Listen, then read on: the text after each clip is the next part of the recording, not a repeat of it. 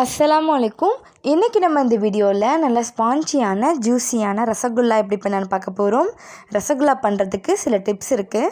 அதை மட்டும் நம்ம கரெக்டாக ஃபாலோ பண்ணிட்டோம் அப்படின்னா நம்மளுக்கு பர்ஃபெக்டான ரசகுல்லா கிடச்சிரும்.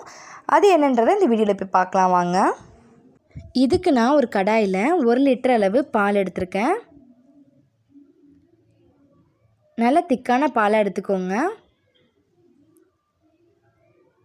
இப்போ பால் நல்லா கொதிக்கட்டும். 2 நிமிஷம் நல்லா கொதிக்க விட்டுறலாம். கொதி வந்ததுக்கப்புறமா நல்லா ஒரு வாட்டி கலந்து விட்டுட்டு அடுத்ததாக இதில் நாம் 2 டீஸ்பூன் வினிகர் சேர்த்துக்கிறேன். இதுக்கு பதிலாக நீங்கள் 2 டீஸ்பூன் லெமன் ஜூஸ் கூட ஆட் பண்ணிக்கலாம். சேர்த்துட்டு நல்லா மிக்ஸ் பண்ணி விட்டுருங்க. இப்போ நம்மளுக்கு பால் தெரிஞ்சு தனியாக அந்த பால் தனியாக வந்துடும். நல்லா திக்கான பாலாக எடுத்தோம் அப்படின்னா நம்மளுக்கு அந்த பன்னீரோட குவான்டிட்டி நிறைய கிடைக்கும். இது நல்லா ஒரு வாட்டி கலந்து விட்டுட்டு அடுத்ததாக ஒரு பவுலில் ஒரு காட்டன் கிளாத் வச்சுருக்கேன். அதில் நம்ம இந்த பன்னீரை ஊற்றிடலாம். இப்போ நம்ம சேர்த்துருக்க லெமன் ஜூஸாக இருந்தாலும் வினிகராக இருந்தாலும் அதோட ஸ்மெல் போகிறதுக்கு இதில் 1 டம்ளர் அளவு சில்லான வாட்டர் ஊற்றி நல்லா அலசிக்கலாம்.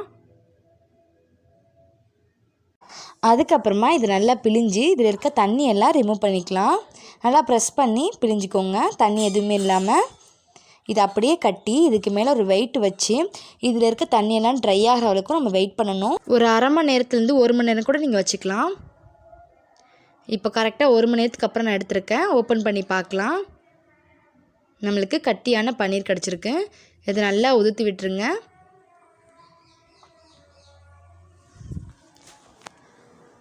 அதுக்கப்புறமா நல்லா பிசைஞ்சிக்கணும். நல்லா உள்ளங்கை வச்சு இழுத்து பிசைஞ்சிக்கோங்க.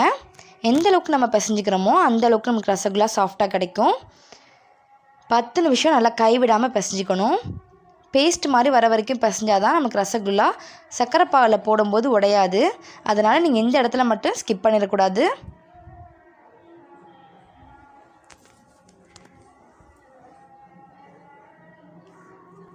இப்போ நல்லா சாஃப்டாக பிசைஞ்சு எடுத்தாச்சு. இது எல்லாத்தையும் சேர்த்து ஒன்றா சேர்த்த மாதிரி உருட்டி வச்சிடலாம். அதுக்கப்புறமா இதிலேருந்து ஒரு சின்ன சைஸ் உருண்டை எடுத்து உள்ளங்கைக்கு இடையில வச்சு விரிசல் எதுவுமே இல்லாத அளவுக்கு உருட்டி எடுத்துக்கோங்க. லைட்டாக ப்ரெஸ் பண்ணி உருட்டினா போதும். கிராக் எதுவுமே இல்லாமல் நல்லா உருட்டி வச்சுக்கோங்க. இப்போ பாருங்கள், நம்ம ரெடி பண்ணியாச்சு. இதே மாதிரி எல்லா பால்ஸும் ரெடி பண்ணி வச்சுக்கலாம். விரிசல் இல்லாமல் உருட்டிக்கோங்க. அப்படி இருந்துச்சுன்னா நம்ம சர்க்கரை பாலை போடும்போது அது பிரிஞ்சிரும். அடுத்ததாக ஒரு கடாயில் 1 கப் அளவு சர்க்கரை, இதுக்கு 2 கப் அளவு தண்ணி சேர்த்துக்கலாம். இந்த பாகு கட்டியாக இருக்கக்கூடாது, தண்ணியாக தான் இருக்கணும். அதனால் சுகருக்கு டபுளாக தண்ணி சேர்த்துக்கோங்க. இந்த சர்க்கரை நல்லா கரையட்டும். கரைஞ்சதுக்கப்புறமா இதில் ஒரு 3 ஏலக்காயை இடிச்சிட்டு சேர்த்துக்கலாம். தண்ணி நல்லா கொதி வந்ததுக்கப்புறமா தான் நம்ம ரசகுல்லா உருண்டை உள்ளே போடணும். மொத்தமாகவும் போட்டுறக்கூடாது, ஒரு பாதியாக பிரித்து கூட நீங்கள் போட்டுக்கலாம். நல்லா அகலமான பாத்திரத்தில் போடுங்க.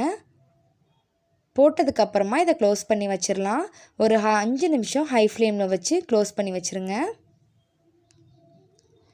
இப்போ பாருங்கள், 5 நிமிஷத்துக்கு அப்புறமா ரசகுல்லா எப்படி டபுளாக இருக்குன்னு. உடையவும் இல்லை. ஒரு வாட்டி நல்லா லைட்டாக கலந்து விட்டுட்டு மறுபடியும் மூடி வச்சுருங்க. ஒரு 5 மினிட்ஸ் இது லோ ஃப்ளேமில் வேக விடணும். ரொம்ப நேரம் கொதிக்க விட்டோம் அப்படின்னா நம்மளுக்கு ரசகுல்லா ரப்பர் மாதிரி ஆயிரும். அதனால் கரெக்டான டயத்தில் ஆஃப் பண்ணிடுங்க. இப்போ ஸ்டவ் ஆஃப் பண்ணியாச்சு. அவ்வளோதான். இதை அப்படியே ஆற விட்டுட்டு ஓவர் நைட் ஊறினதுக்கப்புறமா நம்ம ரசகுல்லா சர்வ் பண்ணிங்கன்னா ரொம்ப ஸ்பான்ச்சியான ஜூஸியான நமக்கு ரசகுல்லா கிடச்சிரும்.